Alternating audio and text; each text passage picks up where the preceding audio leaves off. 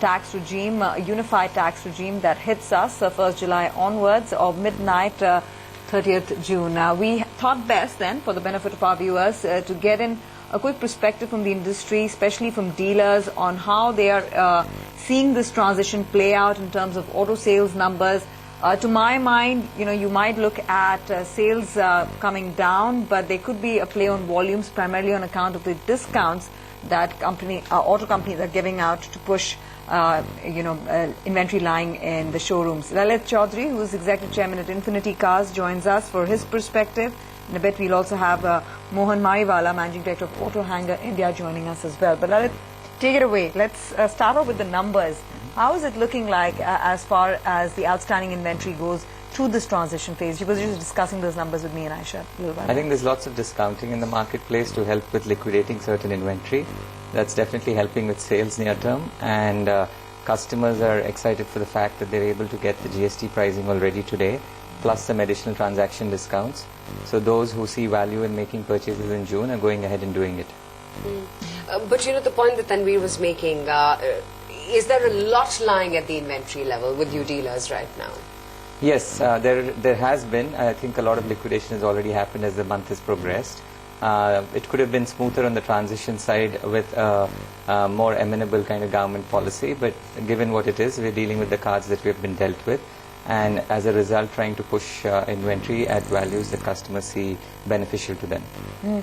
There were reports suggesting, especially, for some of the high-end premium models. I was reading a report in the Financial Express talking about how JLR, some of their key brands which run into 1.52 crores, the really high-end brands are getting discounts of 30 to 50 lakhs. Is that the kind of range? No, that seems excessive. The GST effect is running into low single digits. Beyond that, it's then tactical support from manufacturers and dealers trying to push out certain kinds of inventory that they may have, especially the vehicles where they may not be able to claim set-off on.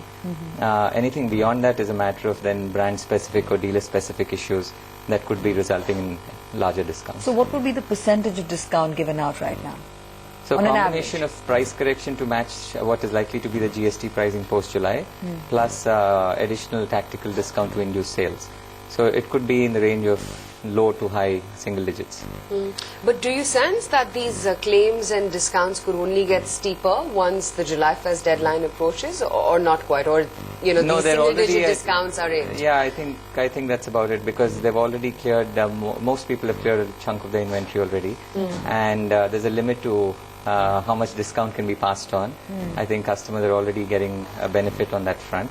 So it's now a matter of people just making up their minds to close, because come July there will be lesser transaction discounts and pricing might therefore be higher for that purpose, though sticker pricing comes down post-July. So is this discount even trickling down to the manufacturers level, or is it only stuck with the dealers because they are the ones dealing with inventory? No, all manufacturers look at the dealers as a part of their family, so they need to participate in the issues to support dealers. No, they need to support in the well-being of the dealerships, and it's a joint effort. Okay. We are saying the GST will hit the June sales for a lot of auto companies. But to my mind, if they're clearing out inventory, outstanding inventory, that would actually help in the overall volumes. What I do feel is that maybe in the transition to GST, the sales July, August may see a bit of a scale down. What's your sense? No, so wholesale inventory will come down this month simply because everybody's in the mode of liquidating what's in the pipeline already. Retail sales will be pretty good. Next month there will be a correction because people have to stock back up again, and therefore wholesale inventory sales will be good next year, next month, post-July. But aren't you a little worried about this massive discounting, how it's going to impact your margins? Or is the situation that bad that now there is nothing else but to give those kind of discounts? It's a once-in-a-lifetime event to transition special situation. It's a special situation, so I'm sure we'll all take it in the right spirit. Yeah, but you're not unduly worried about how demand trends would pan out under the new tax regime? No, new tax regime I think is favorable. It removes a lot of ambiguity around dealing between states. It also rationalizes local body taxes and octroi and various other taxation, which creates a discord in the marketplace. So it becomes far cleaner and more efficient. So we're looking for actually improved sales amongst also a more favorable pricing environment. So are you seeing a clamor and rush to buy luxury cars now that these discounts are being offered? I think there is a lot of inquiry. There's also equally a little bit of unawareness on what is the right pricing, because people are unclear on how the pricing regime will behave post-July. And so those customers who get comfortable with what they've been told are going ahead and transacting. So there's apprehension, you're saying? There is definitely apprehension across the board, because the details in the fine print and the fine print's not yet out on so many aspects of the business. Pre-owned cars, for instance, it's unclear what's happening on the final taxation structure, because if one has to pay 28% on every sale of pre-owned car, where taxes have already been paid in the past, it tantamounts to double taxation. I mean, so that was my next question. Pre-owned cars and also cars for exchange, Cars for exchange. So these are double taxation. So there you might find that it goes off balance sheet, and consumer to consumer transactions happen, because those are GST exempt. Whereas if a trader gets involved, then there's an incidence of GST. So that actually goes against the spirit of GST, because you're trying to organize the sector rather than unorganize it. So hopefully the government at some stage looks into this particular vertical and corrects this distortion. So at your end, what sort of challenges are you expecting in the near term, of course, once GST comes into effect? I think the transition stock is the biggest concern for most industry operators, and that's a one-time concern. Having sorted that out in due course, then I think it's a favorable tax regime for everybody concerned. In our industry, liquidation of certain inventory before December, and they've given time till December to liquidate inventory to claim earlier set-offs on taxes already paid. That remains a challenge, because things like spare parts you really can't liquidate in 3, 4, 5 months. Many people carry stock which is over a year. So there's likely to be an effect there. Pre-owned cars we've talked about.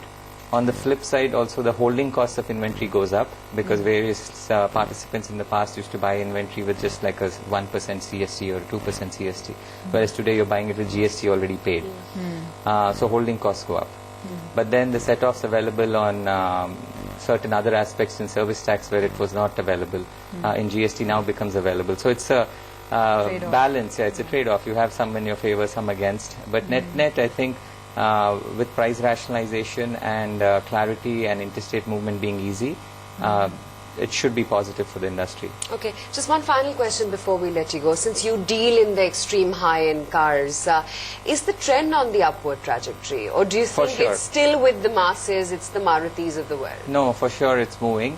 I personally believe we're at the point of inflection on the movement of luxury cars in the country, and if you notice how luxury cars have performed in other parts of the world, India is very nascent in its current penetration rates.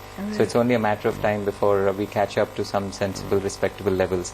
So these kind of tax initiatives and various other initiatives that are happening will also prompt further uptake of sales. So personal opinion is that we are probably at a point of inflection with good days to come.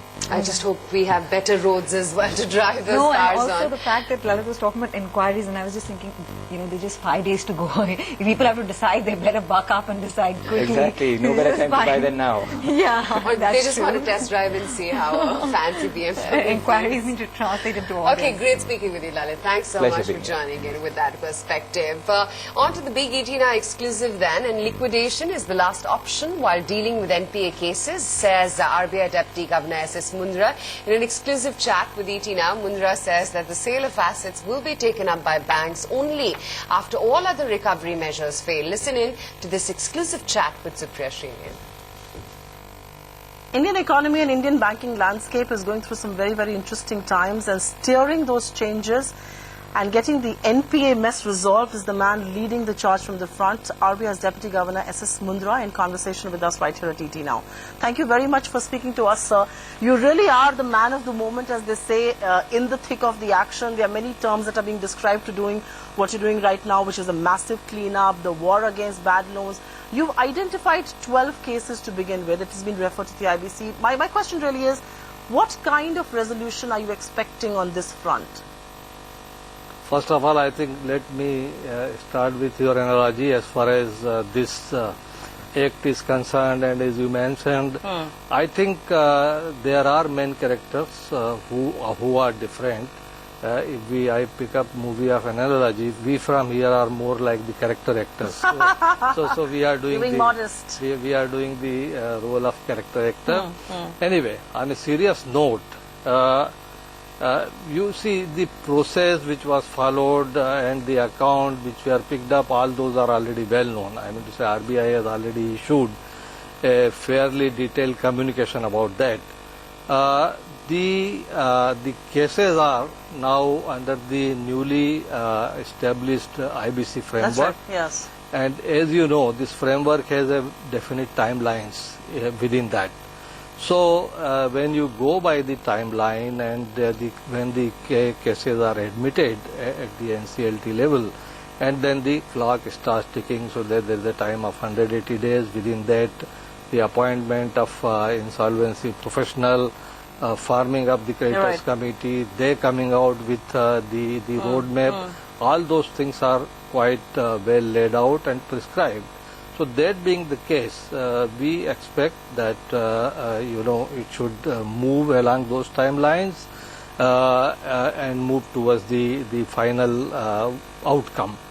Having said that, yes, as we know, this is a new structure, and while few cases have already been referred to NCLT in past by the different groups which are entitled under the law to make such a reference, but I think as it happens with any new structure, there could be initially, it's quite possible that it may be slightly slow in taking off. There may be some of the dimensions which we will know only when this actual gets into the play. But my sense is that is but natural. With The initial any teething normal troubles that structures. you... Yeah, but the good part is, even if you take one case and any of such things are happening, and once those things are sorted out, it already paves the way for all other cases which are coming. It becomes like a, I understand. It's an example that can be followed. Yeah. But I understand your teething troubles, argument, and I will come to that in just a bit, sir. But I do want to ask you, what kind of resolution are you expecting? Because some experts are of the opinion there that India is a capital scarce country. Is it right and wise to liquidate what are perhaps, capital assets in the first place? I mean, liquidation is, I understand, the right way to go forward in the wisdom of the RBI and the government, but should it not have been the last resort absolutely? I think interesting question, and you are very right about it. So first let me come to the first part of it, that whenever this kind of stress situation is there in the economy, ultimately the efforts have to be revolving around two fundamental the point. One is banking system should be rescued from this stress as early as possible. But at the same time, echoing exactly what you are mentioning, that to the extent possible, the productive capacity in the economy should be preserved. This is how it should be done. That's right, yes. And that is where, if you look at the history of past couple of years, or even going back a decade when the CDR was put up. So CDR, or whether it is SDR or S4A, all these mechanisms are devised from that purpose. That's right, yes. That you are not, bringing down an enterprise just for the sake of it. And again, believing that a reference under IBC or to NCLT means liquidation only is not a right thing to believe. Okay. Liquidation is the end point. When the creditors committee is formed, they have all the options available. All the options available to restructure, to look at the possibility of even the merger, the change of management, all kind of possibilities are there. So if I may just intervene, sir, at this point in time, what you're essentially suggesting here is that for the 12 cases that has been referred, it is not the end of the road for those companies, those projects or those promoters. What you're saying is that from now to the 270-day window that they have, or maybe more due to the teething troubles, there could be other provisions. Do you believe that some promoters may actually get to turn around and preserve their business? Is that what you're suggesting here? What is important, whether the business is preserved. Whether after the preservation it remains with the promoter or it remains with the entire other entity, those are the matter of details and those are the matter of development as they will develop. The key point is, to the extent possible, the enterprise, if it is preserved, I think there's a good outcome. But as the Deputy Governor for RBI, who's responsible and looking into this and leading the charge, like I said in the first place, Are you of the opinion that liquidation should be the last resort, and you know, whether it's a merger, whether it's preservation, whether it's turning around, those options should be exercised No, first? not should be, it is. It is in the structure. How confident are you that